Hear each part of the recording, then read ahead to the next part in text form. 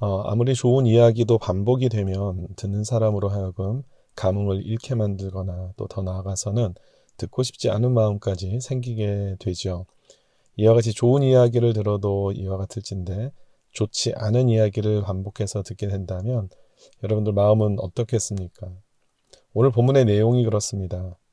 예레미야서는 어제 본문의 내용을 끝으로 예레미야를 통한 하나님의 예언의 말씀이 모두 마무리되었습니다. 그런데 오늘 보니까 이게 끝이 아니라 52장 한 장이 더 남아있는 겁니다.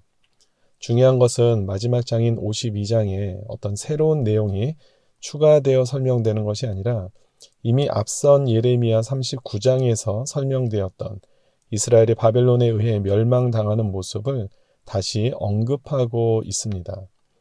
그 중에서도 오늘 본문 1절에서 12절까지의 그 말씀 안에는 남유다의 마지막 왕이었던 시드기야의 비참한 말로가 중점적으로 소개되고 있습니다.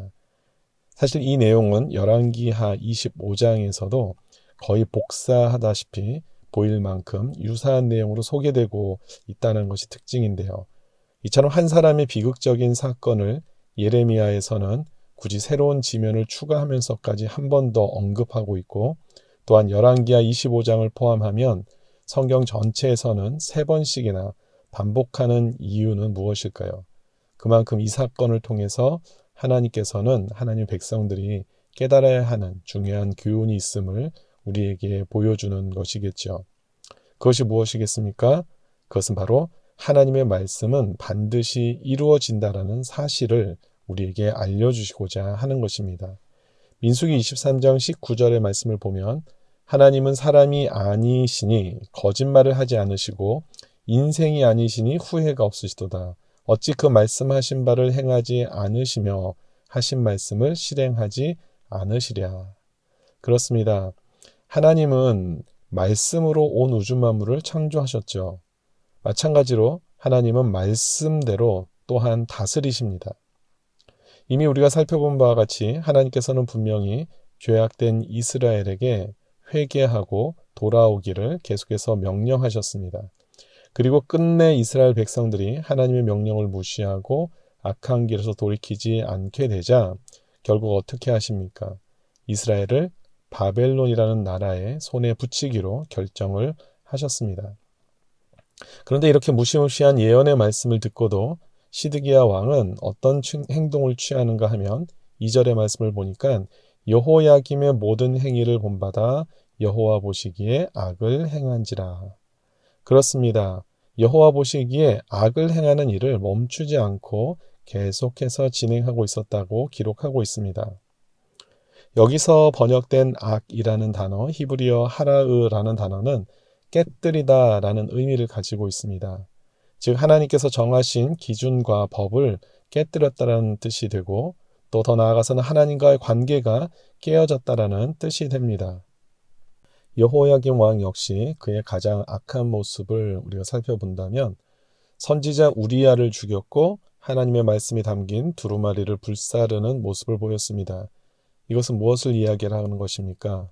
하나님의 말씀을 무시하는 것이죠. 외면하고 불순종하고 하나님 관계가 깨어졌다는 것을 우리에게 보여주고 있습니다.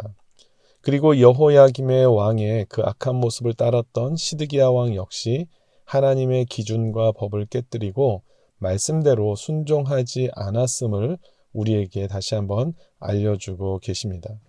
오늘 본문 1절에서 밝힌 것 같이 시드기야 왕은 언제 왕이 됩니까? 21세의 젊은 나이에 왕이 오르게 되죠. 그리고 11년을 다스렸다라고 그렇게 기록을 하고 있는데요. 어쩌면 인생에서 가장 혈기왕성한 그 나이에 한 나라의 왕으로 세움받아서 통치했다라는 것이죠. 우리도 이 시간들을 다 경험해 보신 분들은 기억하시겠지만 20대에서 30대 초반까지의 나이라면 세상에 어떤 것도 두렵지 않을 그런 나이 아닙니까? 보통 어른들께서 이런 얘기를 하시더라고요. 돌도 씹어먹을 수 있는 나이다 라고 그런 말씀들을 많이 하셨던 기억이 나는데요. 그만큼 실패를 두려워하지 않고 물불을 가리지 않고 또 자신의 뜻을 펼쳐나가고 싶은 또 그런 나이이고 그런 열정이 있는 그런 나이입니다. 그러니 제 아무리 강대국인 바벨론이라 할지라도 무조건 항복하며 나라를 내어준다는 것은 도무지 생각조차 하고 싶지 않은 그런 그림이었을 것입니다. 그래서 시드기야 왕은 계속해서 예레미야를 통하여서 하나님의 뜻을 구하였죠. 그럴 때마다 어떻게 대답을 합니까? 그럴 때마다 예레미야는 하나님의 뜻을 분명히 전달하는데 그것은 결국 남유다는 바벨론에 의해서 멸망당한다라는 사실이었죠. 따라서 바벨론에 맞서지 말고 항복해야 너가 살 수 있다라는 이야기를 듣게 됩니다. 그러나 시드기야 왕은 이 사실을 분명히 알았지만 그의 뜻을 굽히지 않습니다.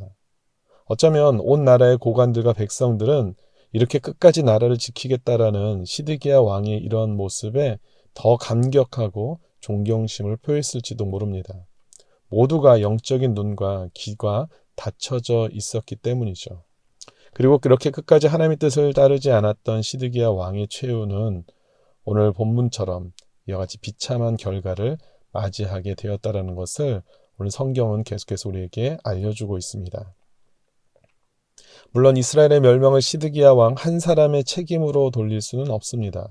이미 이전의 왕들의 죄악된 모습, 또 백성들의 죄악된 모습의 결과이기 때문에 그렇습니다. 하지만 최소한 시드기야 왕이 하나님의 말씀을 전적으로 신뢰하고 또 회개하고 순종하였다면 최소한 개인의 이러한 비참한 상황만큼은 당연히 피할 수 있었을 것입니다. 그리고 하나님께서는 이런 기회를 주시기를 원하셨어요. 하지만 최소한의 은혜를 입을 수 있었던 기회를 시드기야 왕은 스스로 발로 걷어차 버린 셈이죠. 비록 그가 수시로 하나님의 뜻을 구하기는 하였지만 하나님의 뜻을 무시한 채 살았음을 우리는 너무나 잘 확인할 수 있습니다.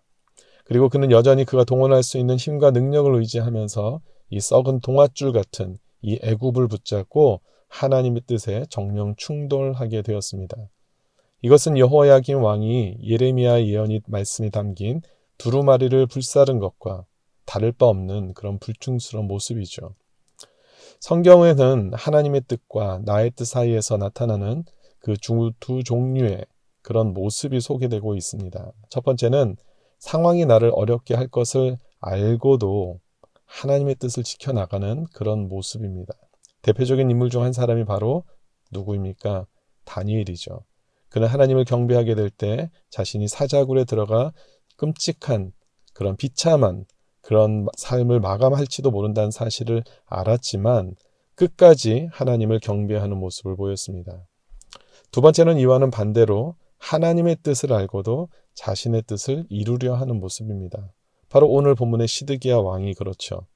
하나님의 뜻은 바벨론에 항복하는 것이었음을 알고도 끝까지 자신의 소신을 이루려고 하는 모습을 보여준 것입니다. 우리 사랑하는 성도 여러분, 말씀을 정리하면서 여러분들에게 두 가지 질문을 드려봅니다. 첫 번째는 여러분들은 하나님의 뜻을 찾고 구하는 일에 얼마나 최선을 다하고 계십니까? 그리고 두 번째는 그렇게 최선을 다해서 구하여서 하나님의 뜻을 알게 되었을 때 얼마만큼 그 하나님의 뜻을 신뢰하며 순종하며 나아가고 계십니까? 시드기야 왕도 하나님의 뜻을 구하고 찾는 일에는 힘썼던 사람임을 우리는 알 수 있습니다. 하지만 하나님의 뜻을 알고도 지키지 못하는 그런 영적인 큰 죄를 저질렀습니다. 그리고 그 결과는 너무나 비참했죠. 그리고 성경은 이 내용들을 3번에 걸쳐서 우리에게 소개하고 있습니다. 그만큼 하나님의 백성들이 반드시 기억하기를 원하시는 하나님의 뜻을 우리가 확인할 수 있습니다. 하나님의 말씀을 듣고 하나님의 뜻을 알고도 이에 합당한 삶을 살지 못하는 자들의 결과가 이처럼 비참하다는 사실을 우리에게 알려주시는 것이죠. 이것은 우리로 하여금 공포의 하나님, 두려움의 하나님을 만들어 가시려고 하는 것이 아니라 지금이라도 이 사실을 깨닫고 돌아오기를 원하시는 은혜의 하나님, 자비의 하나님, 용서의 하나님, 회복의 하나님을 우리에게 보여주시는 것임을 믿습니다. 우리 바라옵기는 하나님의 백성된 저와 우리 모든 성도님들이 하나님의 뜻을 아는 것에 그치는 것이 아니라 아는 만큼 기억하고 그 말씀에 순종함으로써 하나님의 풍성한 은혜와 충만한 능력 안에 거하시며 승리하게 되기를 주님의 이름으로 축원드립니다. 아멘.